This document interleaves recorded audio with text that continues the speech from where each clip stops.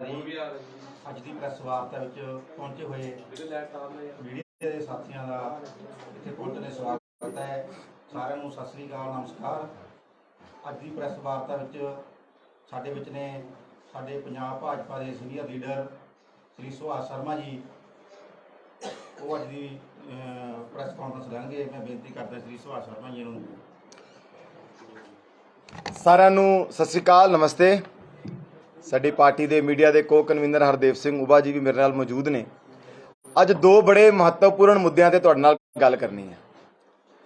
पहला विषय यह है कि जिस प्रकार दे नाल आम आदमी पार्टी की सरकार च भर्तियां दे मामले च नित घोटाले दीयां खबरां एक तो बाद एक आ रही हैं, उस ही कड़ी च कल जिहड़ा टीचर एलिजिबिलिटी टेस्ट होया ਉਹਦੇ अंदर जिस प्रकार प्रश्न पत्र आया असी सब ने देखा, तुसी मीडिया के माध्यम नाल भी दिखाया।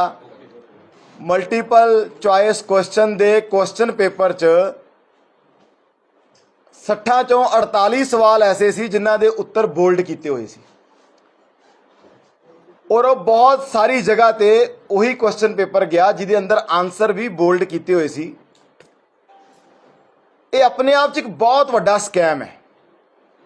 मैनूं पता लग्या कि सवेरे साडे मानयोग सिक्ख्या मंत्री साहब ने ट्वीट करके जानकारी दी है कि इसकी इंक्वायरी होएगी और एक गुरु नानक देव यूनिवर्सिटी ने एक इंक्वायरी कमेटी भी बनाई है।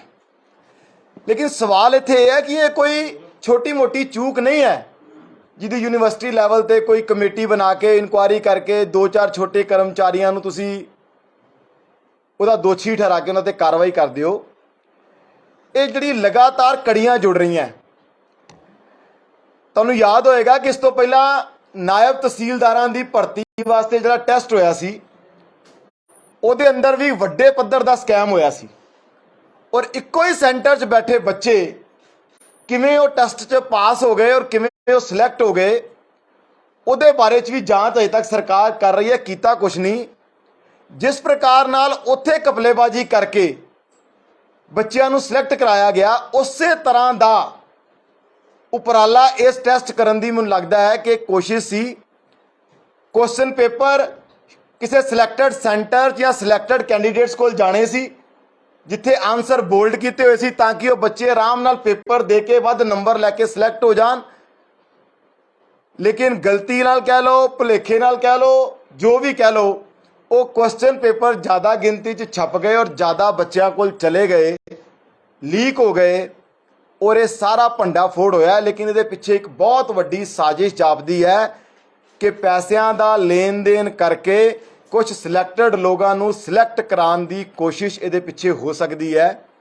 इस करके ये जी यूनिवर्सिटी की इंक्वायरी कमेटी है या मंत्री साहब की इंक्वायरी कमेटी है, सानू इत्ते कोई विश्वास नहीं है क्योंकि इन्हों का रिकॉर्ड ही है। मैं एक जिक्र किया नायब तहसीलदारों की भर्ती के स्कैम का।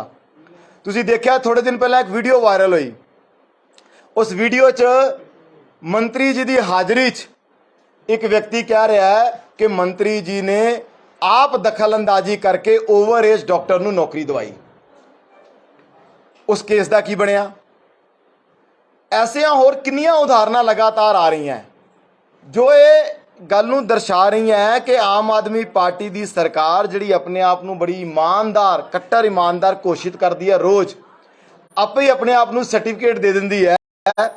उन्हां दे राज च नौकरियां दे मामले च पैसों का लेन देन कपला ये आम गल हुंदी जा रही है, स्कैम आम गल हुंदी जा रही है। और कल का जिहड़ा ये पूरा मामला है टीचर एलिजिबिलिटी टेस्ट का, ये उस कड़ी का एक हिस्सा है। इसलिए भारतीय जनता पार्टी इस मामले च CBI जांच की मांग करती है क्योंकि पुरानियां जिन्नियां भी कमेटियां इन्होंने बनाई किसी का कोई रिजल्ट नतीजा नहीं आया। इस करके साडी मुख्यमंत्री साहब तो स्पष्ट मंग है क्योंकि देखो लखां विद्यार्थियों का भविख दे नाल जुड़िया होया। अज उन्हां बच्चों के दिल ते की बीत रही होएगी ਜਿਹੜੇ ਵਿਚਾਰੇ ਇੰਨੀ ਮਿਹਨਤ ਨਾਲ ਤਿਆਰੀ ਕਰਕੇ ਕੱਲ ਪੇਪਰ ਦੇਣ ਗਏ, ਪੇਪਰ ਦੇ ਕੇ ਆਏ ਔਰ ਸ਼ਾਮ ਨੂੰ ਉਹਨਾਂ ਨੂੰ ਪਤਾ ਲੱਗਿਆ ਜੀ ਪੇਪਰ ਤਾਂ ਲੀਕ ਹੋ ਗਿਆ ਸੀ, ਪੇਪਰ ਕੈਂਸਲ ਹੋ ਗਿਆ। ਉਹਨਾਂ ਦੀ ਜਿਹੜੀ ਪ੍ਰਤਾੜਨਾ ਹੋਈ ਹੈ, ਜੋ ਜਿਸ ਦੌਰ 'ਚੋਂ ਇਸ ਵੇਲੇ ਗੁਜ਼ਰ ਰਹੇ ਹੋਣਗੇ, ਜੋ ਉਹਨਾਂ ਨੂੰ ਮਾਨਸਿਕ ਯਾਤਨਾ ਸਹਿਨ ਕਰਨੀ ਪਈ ਹੈ, ਉਹਦੇ ਲਈ ਕੌਣ ਜ਼ਿੰਮੇਦਾਰ ਹੈ? क्या यूनिवर्सिटी के 2-3-4 क्लर्ਕਾਂ ਤੇ ਕਿ ਸੁਪਰਡੈਂਟ ਨੂੰ ਤੁਸੀਂ ਜ਼ਿੰਮੇਦਾਰ ਠਹਿਰਾ ਕੇ ਬਚ ਸਕਦੇ ਹੋ? ਸੋ ਇਸ ਕਰਕੇ ਇਸ ਪੂਰੇ ਮਾਮਲੇ ਦੀ ਸੀਬੀਆਈ ਜਾਂਚ ਮੁੱਖ ਮੰਤਰੀ ਸਾਹਿਬ ਕਰਨ ਔਰ ਮਾਨਯੋਗ ਮੰਤਰੀ ਜੀ ਤੇ ਦੀ ਜ਼ਿੰਮੇਵਾਰੀ ਫਿਕਸ ਕਰਨ, ਕਿਉਂਕਿ ਇਹ ਪੰਜਾਬ ਦੇ ਲੱਖਾਂ ਵਿਦਿਆਰਥੀਆਂ ਦੇ ਭਵਿੱਖ ਦਾ ਮਾਮਲਾ ਹੈ ਔਰ ਪੰਜਾਬ ਦੇ ਲੋਕਾਂ ਦਾ ਵਿਸ਼ਵਾਸ ਡਗਮਗਾ ਗਿਆ ਸਰਕਾਰ ਤੋਂ। ਰੋਜ਼ ਤੱਕ ਕੇਸ ਆ ਰਹੇ, ਅਸੀਂ ਦੇਖਿਆ ਮਾਨਸਾ ਦੇ ਅੰਦਰ मतलब सरकार दे एमएलए और सरकार दे मंत्री तक करप्शन च इन्वॉल्व ही सीगे। सरारी साहब के केस का की बनया? ऑडियो की जांच हुई क्या? इन्हां दे प्रधान, इन्हां दे जिहड़े ऑफिस बीरर ने पार्टी दे, वो लोगों को रिश्वत लैंदियां दी वीडियो वायरल हो रही है। सो किस लैवल ते करप्शन इस सरकार दे अंदर चल रही है, वो सरकार दे रोज़ नवें जिहड़ा इन्हां दा चेहरा है वो लोगों के सामने नंगा हो रहा है। ਭ੍ਰਸ਼ਟਾਚਾਰੀਆਂ ਦਾ ਅੱਡਾ ਆਮ ਆਦਮੀ ਪਾਰਟੀ ਪੰਜਾਬ ਦੀ ਸਰਕਾਰ ਬਣ ਚੁੱਕੀ ਹੈ। ਇਸ ਕਰਕੇ ਸੀਬੀਆਈ ਜਾਂਚ ਦੀ ਅਸੀਂ ਮੰਗ ਕਰਦੇ ਹਾਂ।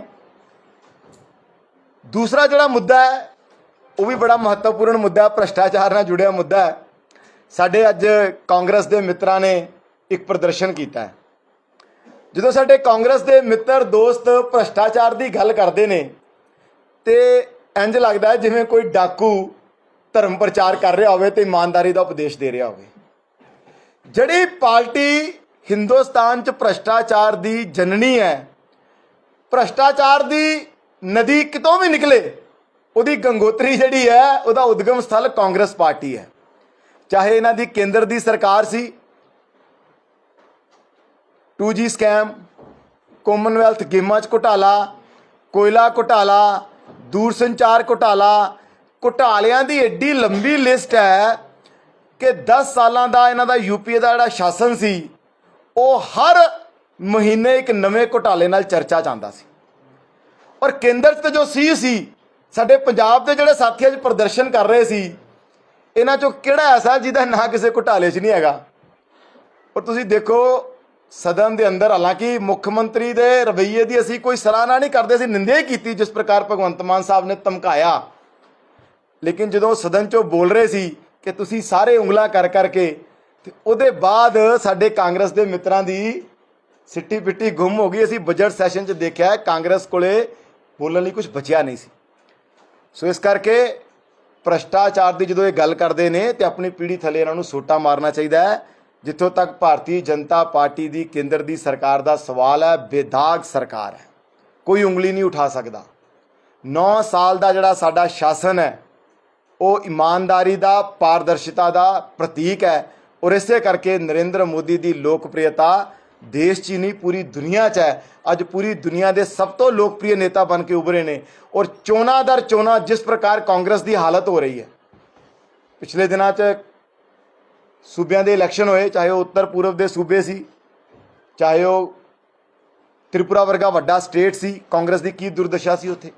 ਸੋ ਲਗਾਤਾਰ ਕਾਂਗਰਸ ਨੂੰ ਹਿੰਦੁਸਤਾਨ ਦੀ ਜਨਤਾ ਖਾਰਿਜ ਕਰ ਰਹੀ ਹੈ।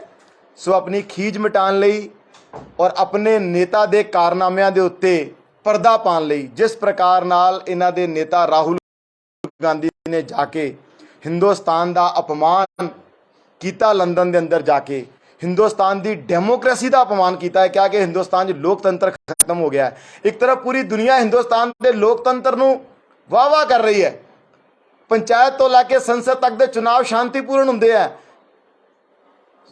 ਕਰੋੜਾਂ ਲੋਕ ਵੋਟ ਪਾਉਂਦੇ ਆ, ਸਰਕਾਰਾਂ ਬਦਲਦੀਆਂ ਆਉਂਦੀਆਂ ਨੇ ਜਾਂਦੀਆਂ ਨੇ, ਡੈਮੋਕ੍ਰੇਸੀ ਸਟਰੈਂਥਨ ਹੋ ਰਹੀ ਹੈ, ਦੁਨੀਆ ਨੂੰ ਇੱਕ ਨਵਾਂ ਰਾਹ ਦਿਖਾ ਰਹੀ ਹੈ। ਔਰ ਦੂਸਰੀ ਤਰਫ ਰਾਹੁਲ ਗਾਂਧੀ ਜਾ ਕੇ ਹਿੰਦੁਸਤਾਨ ਦੀ ਡੈਮੋਕ੍ਰੇਸੀ ਨੂੰ ਅਪਮਾਨਿਤ ਕਰਨ ਦਾ ਕੰਮ ਕਰਦੇ ਨੇ।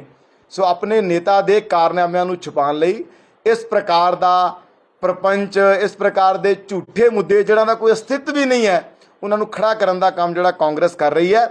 ਭਾਰਤੀ ਜਨਤਾ ਪਾਰਟੀ ਕਾਂਗਰਸ ਦੇ ਇਸ ਰਵੱਈਏ ਦੀ ਨਿੰਦਾ ਵੀ ਕਰਦੀ ਹੈ, ਉਹਨਾਂ ਦੇ ਸਾਰੇ ਆਰੋਪਾਂ ਨੂੰ ਖਾਰਿਜ ਵੀ ਕਰਦੀ ਹੈ ਔਰ ਉਹਨਾਂ ਨੂੰ ਬੇਨਤੀ ਵੀ ਕਰਦੀ ਹੈ, ਘੱਟੋ ਘੱਟ ਜਿਹੜੇ ਪੰਜਾਬ ਦੇ ਸਾਡੇ ਸਾਥੀ ਨੇ, ਕਿ ਤੁਹਾਡੇ ਖਿਲਾਫ ਜਿਹੜੀਆਂ ਜਾਂਚ ਚੱਲ ਰਹੀਆਂ ਉਹਦੇ ਤੋਂ ਜਰਾ ਪਾਕ ਸਾਫ਼ ਹੋ ਕੇ ਤੁਸੀਂ ਬਾਹਰ ਨਿਕਲੋ। ਔਰ ਇੱਕ ਵਾਰ ਫਿਰ ਆਖਿਰ 'ਚ ਮੈਂ ਆਮ ਆਦਮੀ ਪਾਰਟੀ ਦੀ ਸਰਕਾਰ ਤੋਂ ਔਰ ਮੁੱਖ ਮੰਤਰੀ ਸਾਹਿਬ ਤੋਂ ਕੱਲ ਜਿਹੜਾ ਪੇਪਰ ਲੀਕ ਮਾਮਲਾ ਹੋਇਆ ਹੈ ਉਹਦੀ ਸੀਬੀਆਈ ਜਾਂਚ ਦੀ ਮੰਗ ਕਰਦਾ। ਤੁਹਾਡਾ ਕੋਈ ਸਵਾਲ ਹੈ ਤਾਂ ਪੁੱਛ ਸਕਦੇ ਹੋ। ਸੁਭਾਸ਼ ਜੀ, ਇੱਕ ਸੁਖਜਿੰਦਰ ਰੰਧਾਵਾ ਨੇ ਬਿਆਨ ਦਿੱਤਾ ਰਾਜਸਥਾਨ ਦੇ ਵਿੱਚ ਜਿਹੜਾ ਪੁਲਵਾਮਾ ਅਟੈਕ ਹੋਇਆ ਸੀ, ਉਸ ਦੀ ਵੀ ਜਿਹੜੀ ਜਾਂਚ ਹੈ ਉਹ ਹੋਣੀ ਚਾਹੀਦੀ, ਸੀਬੀਆਈ ਜਾਂਚ ਦੀ ਉਹਨਾਂ ਵੱਲੋਂ ਵੀ ਜਿਹੜੀ ਮੰਗ ਕੀਤੀ ਹੈ। ਦੇਖੋ, ਮੈਨੂੰ ਲੱਗਦਾ ਹੈ ਕਿ ਕਿਤੇ ਨਾ ਕਿਤੇ ਕਾਂਗਰਸ ਦੇ ਨੇਤਾ ਆਪਣਾ ਮਾਨਸਿਕ ਸੰਤੁਲਨ ਗਵਾ ਬੈਠੇ ਨੇ।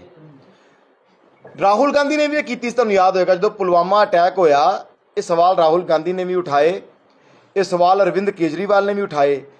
ਮੈਨੂੰ ਹੈਰਾਨੀ ਹੈ ਕਿ ਇਹਨਾਂ ਨੂੰ ਸ਼ਰਮ ਵੀ ਨਹੀਂ ਆਉਂਦੀ। ਸ਼ਾਇਦ ਉਹਨਾਂ ਨੇ ਪਾਕਿਸਤਾਨ ਦੇ ਫੌਜੀ ਜਰਨਲ ਦੀ ਇੰਟਰਵਿਊ ਨਹੀਂ ਸੁਣੀ ਜਿਹਦੇ 'ਚ ਉਹਨੇ ਕਿਹਾ ਕਿ ਪੁਲਵਾਮਾ ਦਾ ਜਿਹੜਾ ਸਾਰਾ ਕਾਂਡ ਹੈ ਉਹ ਪਾਕਿਸਤਾਨ ਦੀ ਏਜੰਸੀ ਨੇ, ਪਾਕਿਸਤਾਨ ਦੀ ਸੈਨਾ ਨੇ ਪਲਾਨ ਕੀਤਾ ਸੀ। ਪਾਕਿਸਤਾਨ ਮੰਨ ਰਿਹਾ ਪੁਲਵਾਮਾ ਅਟੈਕ ਅਸੀਂ ਕੀਤਾ ਸੀ, ਔਰ ਸਾਡੇ ਜਿਹੜੇ ਨੇਤਾ ਨੇ ਕਾਂਗਰਸ ਦੇ ਔਰ ਆਮ ਆਦਮੀ ਪਾਰਟੀ ਦੇ, ਉਹ ਪਾਕਿਸਤਾਨ ਦੀ ਭਾਸ਼ਾ ਬੋਲਦੇ ਨੇ। ਇਸੇ ਕਰਕੇ ਮੈਨੂੰ ਲੱਗਦਾ ਹੈ ਕਿ ਕਾਂਗਰਸ ਦੇ DNA 'ਚ ਕੁਝ ਪ੍ਰੋਬਲਮ ਹੈ। ਰਾਹੁਲ ਗਾਂਧੀ ਚੀਨ ਦੀ ਗੋਚ 'ਚ ਬੈਠਾ ਹੈ, ਰਾਹੁਲ ਗਾਂਧੀ ਜਾ ਕਰਕੇ ਵਿਦੇਸ਼ੀ ਧਰਤੀ ਤੇ ਹਿੰਦੁਸਤਾਨ ਦੀ ਬਦਨਾਮੀ ਕਰਦਾ ਹੈ। ਔਰ ਪੰਜਾਬ ਦੇ ਸਾਡੇ ਲੀਡਰ ਔਰ ਸੁਖਜਿੰਦਰ ਰੰਧਾਵਾ ਜੀ ਨੂੰ ਪੁੱਛੋ ਕਿ ਤੁਸੀਂ ਤਾਂ ਪੰਜਾਬ ਦੇ ਗ੍ਰਹਿ ਮੰਤਰੀ ਸੀ, ਤੁਹਾਡੇ ਗ੍ਰਹਿ ਮੰਤਰੀ ਹੁੰਦਿਆਂ ਪੰਜਾਬ ਜਿਹੜੇ ਅੱਤਵਾਦੀ ਹਮਲੇ ਹੁੰਦੇ ਸੀ, ਤੁਸੀਂ ਤਾਂ ਆਪ ਕਹਿੰਦੇ ਸੀ ਬਾਰਡਰ ਪਾਰ ਤੋਂ ਹਮਲੇ ਹੋ ਰਹੇ ਆ। ਕਿਉਂ ਕਹਿੰਦੇ ਸੀ ਬਾਰਡਰ ਪਾਰ ਤੋਂ ਹਮਲੇ ਹੋ ਰਹੇ ਆ? ਇਸ ਕਰਕੇ ਮਾਨਸਿਕ ਸੰਤੁਲਨ ਆਪਣਾ ਗਵਾ ਚੁੱਕੇ ਨੇ। ਮੋਦੀ ਦੇ ਵਿਰੋਧ 'ਚ ਇੰਨੇ ਅੰਨੇ ਹੋ ਚੁੱਕੇ ਨੇ ਕਿ ਕਦੋਂ ਦੇਸ਼ ਦਾ ਵਿਰੋਧ ਕਰਨ ਲੱਗ ਜਾਂਦੇ ਇਹਨਾਂ ਨੂੰ ਪਤਾ ਨਹੀਂ ਚੱਲਦਾ। ਲੇਕਿਨ ਇਹਨਾਂ ਦੇ ਸਰਵਈਏ ਕਰਕੇ ਲਗਾਤਾਰ ਕਾਂਗਰਸ ਆਪਣੀ ਸਾਖ ਗਵਾ ਰਹੀ ਹੈ, ਹੋਰ ਤੇਜ਼ੀ ਨਾਲ ਗਵਾਏਗੀ। ਔਰ ਤੁਸੀਂ ਦੇਖਣਾ ਆਉਣ ਵਾਲੇ 2024 ਦੇ ਇਲੈਕਸ਼ਨਾਂ 'ਚ ਕਾਂਗਰਸ ਦਾ ਹਸ਼ਰ ਕੀ ਹੋਏਗਾ। ਗੋਇੰਦਵਾਲ ਜੇਲ੍ਹ ਦੇ ਵਿੱਚ ਜੋ ਕਲੈਸ਼ ਹੋਇਆ ਸੀਗਾ, ਇਹ ਸਾਹਮਣੇ ਆਇਆ ਕਿ ਗੋਇੰਦਵਾਲ ਜੇਲ੍ਹ ਪ੍ਰਸ਼ਾਸਨ ਨੇ ਚਿੱਠੀ ਲਿਖੀ ਸੀਗੀ ADGP ਜੇਲ੍ਹ ਨੂੰ ਦਸੰਬਰ ਦੇ ਵਿੱਚ ਕਿ ਸਿੱਧੂ ਮੂਸੇਵਾਲਾ ਕਤਲ ਦੇ ਵਿੱਚ ਜੋ ਗੈਂਗਸਟਰਸ ਨੇ ਉਸ ਜੇਲ੍ਹ ਦੇ ਵਿੱਚ ਬੰਦ ਨੇ ਤੇ ਉਹਨਾਂ ਨੂੰ ਸ਼ਿਫਟ ਕੀਤਾ ਜਾਏ। ਉਸ ਚਿੱਠੀ ਦੇ ਐਕਟ ਹੀ ਨਹੀਂ ਹੋਇਆ ਤੇ ਉਸ ਤੋਂ ਬਾਅਦ ਉਹ ਕਲੈਸ਼ ਜਿਹੜਾ ਹੈ ਜੇਲ੍ਹ ਦੇ ਵਿੱਚ। ਦੇਖੋ ਇਹ ਸਰਕਾਰ, ਮੈਂ ਫਿਰ ਕਹਿ ਰਿਹਾ, ਇਹ ਸਰਕਾਰ ਕਿਸੇ ਵੀ ਇਸ਼ੂ ਤੇ ਸੀਰੀਅਸ ਨਹੀਂ ਹੈ। ਇਹ ਪਹਿਲੀ ਵਾਰ ਨਹੀਂ ਹੋਇਆ। ਤੁਹਾਨੂੰ ਯਾਦ ਹੋਏਗਾ ਪਟਿਆਲਾ ਦੇ ਅੰਦਰ ਜਦੋਂ ਹਿੰਸਾ ਹੋਈ ਸੀ ਕਾਲੀ ਮਾਤਾ ਮੰਦਿਰ ਦੇ ਬਾਹਰ, ਕਈ ਹਫ਼ਤੇ ਪਹਿਲੇ ਇੰਟੈਲੀਜੈਂਸ ਦੀਆਂ ਇਨਪੁਟਸ ਦੇ ਬਾਵਜੂਦ ਕੋਈ ਕਾਰਵਾਈ ਨਹੀਂ ਹੋਈ ਸੀ। ਹੁਣ ਇਹ ਗੋਇੰਦਵਾਲ ਜੇਲ੍ਹ ਦਾ ਮਸਲਾ ਹੈ, ਇਨਪੁਟ ਹੈ ਲੇਕਿਨ ਕੋਈ ਕਾਰਵਾਈ ਨਹੀਂ ਹੈ। ਔਰ ਇੱਕ ਹੋਰ ਇਸ਼ੂ ਜੋ ਮੈਂ ਇਹਦੇ ਨਾਲ ਹੀ ਜੋੜਨਾ ਚਾਹੁੰਦਾ ਹੈ, ਕੇਂਦਰ ਸਰਕਾਰ ਨੇ ਪੰਜਾਬ ਸਰਕਾਰ ਕੋਲੋਂ ਐਕਸ਼ਨ ਟੇਕਨ ਰਿਪੋਰਟ ਮੰਗੀ ਹੈ। ਕਿਸ ਮਾਮਲੇ ਤੇ ਮੰਗੀ ਹੈ? ਇੱਕ ਪੈਨਲ ਬਣਿਆ ਪ੍ਰਧਾਨ ਮੰਤਰੀ ਦੀ ਸੁਰੱਖਿਆ ਚੂਕ ਨੂੰ ਲੈ ਕੇ, ਮਾਨਯੋਗ ਸੁਪਰੀਮ ਕੋਰਟ ਦੇ ਨਿਰਦੇਸ਼ਾਂ ਤੇ ਉਹ ਬਣਿਆ। ਉਸ ਪੈਨਲ ਨੇ ਆਪਣੀ ਰਿਪੋਰਟ ਸਬਮਿਟ ਕੀਤੀ। ਉਸ ਰਿਪੋਰਟ ਦੇ ਅੰਦਰ ਪੰਜਾਬ ਦੇ ਸਿਵਲ ਪ੍ਰਸ਼ਾਸਨ ਦੇ ਔਰ ਪੁਲਿਸ ਪ੍ਰਸ਼ਾਸਨ ਦੇ ਬਹੁਤ ਸਾਰੇ ਅਫਸਰਾਂ ਦੀ ਜ਼ਿੰਮੇਵਾਰੀ ਫਿਕਸ ਹੋਈ, ਉਹਨਾਂ ਨੂੰ ਦੋਸ਼ੀ ਪਾਇਆ ਗਿਆ।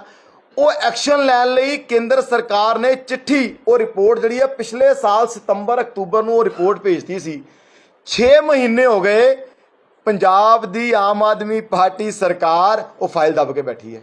ਭਾਈ ਸਾਹਿਬ ਤੁਸੀਂ ਗੋਇੰਦਵਾਲ ਜੇਲ੍ਹ ਦੀ ਗੱਲ ਕਰਦੇ ਹੋ, ਪ੍ਰਧਾਨ ਮੰਤਰੀ ਦੀ ਸੁਰੱਖਿਆ ਦੇ ਮਾਮਲੇ 'ਚ ਮਾਨਯੋਗ ਸੁਪਰੀਮ ਕੋਰਟ ਦੁਆਰਾ ਬਣਾਈ ਗਈ ਕਮੇਟੀ ਦੀ ਰਿਪੋਰਟ ਉੱਤੇ ਕਾਰਵਾਈ ਦੀ ਚਿੱਠੀ 6 ਮਹੀਨੇ ਤੋਂ ਧੂਲ ਫੱਕ ਰਹੀ ਹੈ ਪੰਜਾਬ ਦੇ ਅੰਦਰ। ਜਿਹੜੀ ਸਰਕਾਰ ਪ੍ਰਧਾਨ ਮੰਤਰੀ ਦੀ ਸੁਰੱਖਿਆ ਨੂੰ ਲੈ ਕੇ ਗੰਭੀਰ ਨਹੀਂ ਹੈ, ਉਹਦੇ ਤੇ ਕੋਈ ਕਾਰਵਾਈ ਕਰਨ ਨੂੰ ਤਿਆਰ ਨਹੀਂ ਹੈ। ਜਿਹੜੀ ਸਰਕਾਰ ਆਪਣੇ ਪੁਲਿਸ ਅਫਸਰਾਂ ਤੇ ਹੋਏ ਹਮਲੇ ਦੇ 20 ਦਿਨ ਬੀਤ ਜਾਣ ਬਾਅਦ ਵੀ ਕੋਈ ਕਾਰਵਾਈ ਨਹੀਂ ਕਰ ਰਹੀ, ਕੋਈ FIR ਨਹੀਂ ਕਰ ਰਹੀ, ਤੁਸੀਂ ਅੰਦਾਜ਼ਾ ਲਗਾ ਸਕਦੇ ਹੋ ਕਿ ਉਸ ਸਰਕਾਰ ਤੋਂ ਕੋਈ ਕੀ ਉਮੀਦ ਕਰ ਸਕਦਾ ਹੈ। ਉਹ ਸਰਕਾਰ ਪੰਜਾਬੀਆਂ ਨੂੰ ਕਿੰਨੀ ਕੁ ਸੁਰੱਖਿਆ ਦੇ ਸਕਦੀ ਹੈ। ਇਸ ਕਰਕੇ ਅੱਜ ਪੰਜਾਬੀਆਂ ਦੇ ਮਨ 'ਚ ਡਰ ਤੇ ਭੈ ਦਾ ਵਾਤਾਵਰਨ ਹੈ।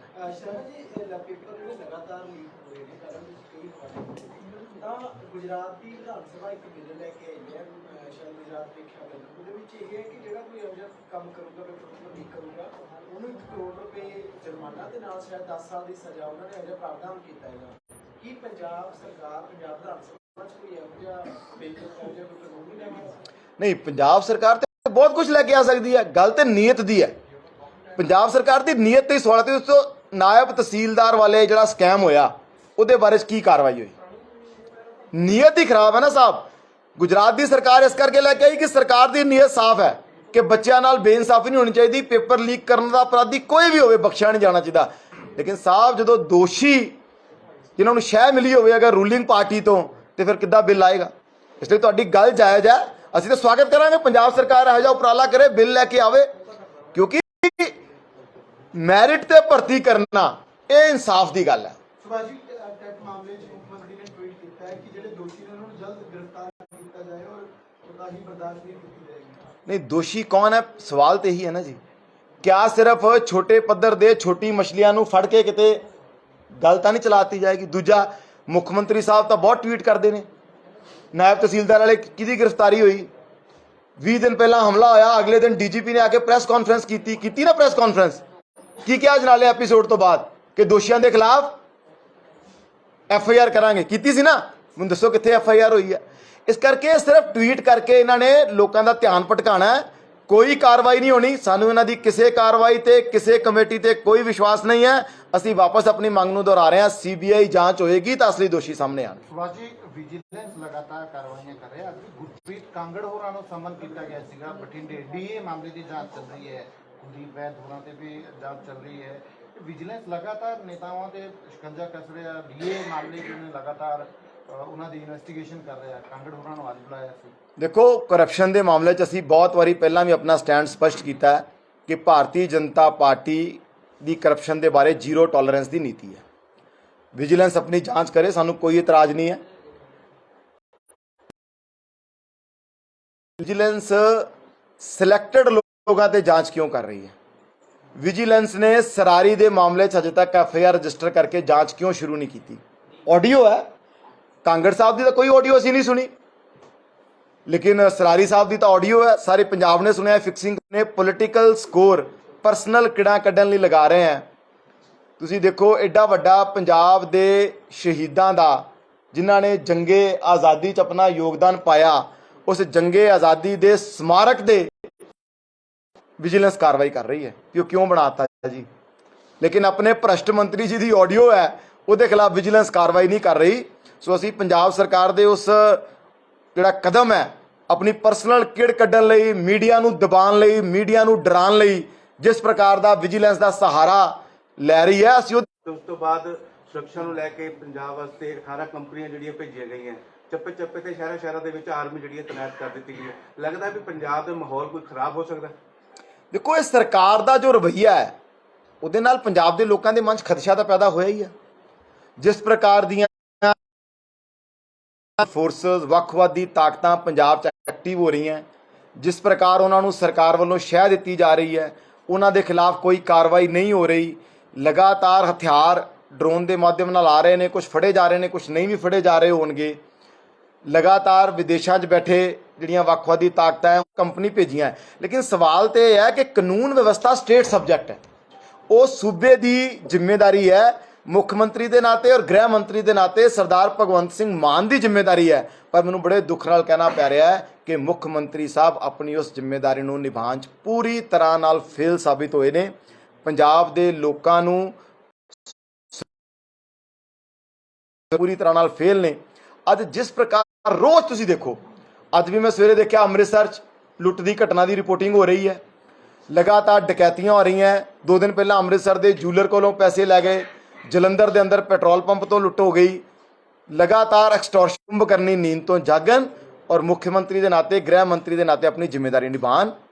ਸ਼ਰਮਾ ਜੀ, ਕਿਸਾਨ ਵੀ ਅੱਜ ਸੀਬੀਆਈ ਦੀ ਜਾਂਚ ਦੇ ਖਿਲਾਫ ਜਿਹੜੀ ਹੋਈ ਸੀ ਕਿਸਾਨਾਂ ਕੋਲ ਤੇ ਉਹਨਾਂ ਨੇ ਅੱਜ ਅਰਥੀ ਪੁੱਤ ਮੁਜ਼ਾਹਰੇ ਵੀ ਕੀਤੇ ਨੇ। ਉਹਦੇ ਬਾਰੇ ਤੁਸੀਂ ਕੀ ਕਹਿਣਾ? ਦੇਖੋ, ਲੋਕਤੰਤਰ ਸਭ ਨੂੰ ਆਪਣੀ ਗੱਲ ਕਹਿਣ ਦਾ ਅਧਿਕਾਰ ਹੈ। ਉਹ ਆਪਣਾ ਸ਼ਾਂਤੀਪੂਰਨ ਤਰੀਕੇ ਨਾਲ ਪ੍ਰਦਰਸ਼ਨ ਕਰ ਰਹੇ ਨੇ, ਆਪਣੀ ਮੰਗ ਉਠਾ ਰਹੇ ਨੇ। ਬਾਕੀ ਸੀਬੀਆਈ ਸੁਤੰਤਰ ਜਾਂਚ ਏਜੰਸੀ ਹੈ, ਉਹਦੇ ਕੋਲੇ ਜਦੋਂ ਕੋਈ ਮਾਮਲਾ ਰਿਪੋਰਟ ਹੁੰਦਾ ਤਾਂ ਉੱਤੇ ਕਾਰਵਾਈ ਕਰਦੀ ਹੈ। ठीक है ना, सबनों लोकतंत्र से अधिकार है। सहमति जताई और सब में वो लागू भी है। अब कांग्रेस ने राजनीतिक लाभ लेने के लिए फिर से ओल्ड पेंशन स्कीम का मुद्दा उठाया, लेकिन आप देखिए कि ये सिर्फ पॉलिटिकल इशू है। हिमाचल में कांग्रेस की सरकार बन गई, लेकिन अभी तक ओल्ड पेंशन स्कीम के बारे में उन्होंने कोई नहीं की। और हम पंजाब में बैठे हैं, पंजाब में तो और भी इंटरेस्टिंग बात हुई। हिमाचल और गुजरात के चुनावों में आम आदमी पार्टी ने वादा किया था कि हम ओल्ड पेंशन स्कीम लेके आएंगे। अब वहां के लोगों को विश्वास दिलाने के लिए पंजाब में कैबिनेट की मीटिंग बुलाई जाती है। कैबिनेट की मीटिंग का इनका हथकंडा है, इनकी कोई गंभीरता इस मुद्दे को लेके नहीं है। तो आप ये कह रहे हैं पंजाब बीजेपी मानती है कि एनपीएस बेहतर स्कीम है जो केंद्र सरकार लाई है? नहीं, बिल्कुल ठीक है ना। केंद्र सरकार कोई योजना लेके आई है तो पार्टी उसके साथ खड़ी है, बिल्कुल निश्चित रूप से। ठीक है जी, थैंक यू। आ जाओ, हिंदी में अलग से कर लेते हैं, अलग से कर लेते हैं। हिंदी वाले आ जाओ, अलग से कर लेते हैं।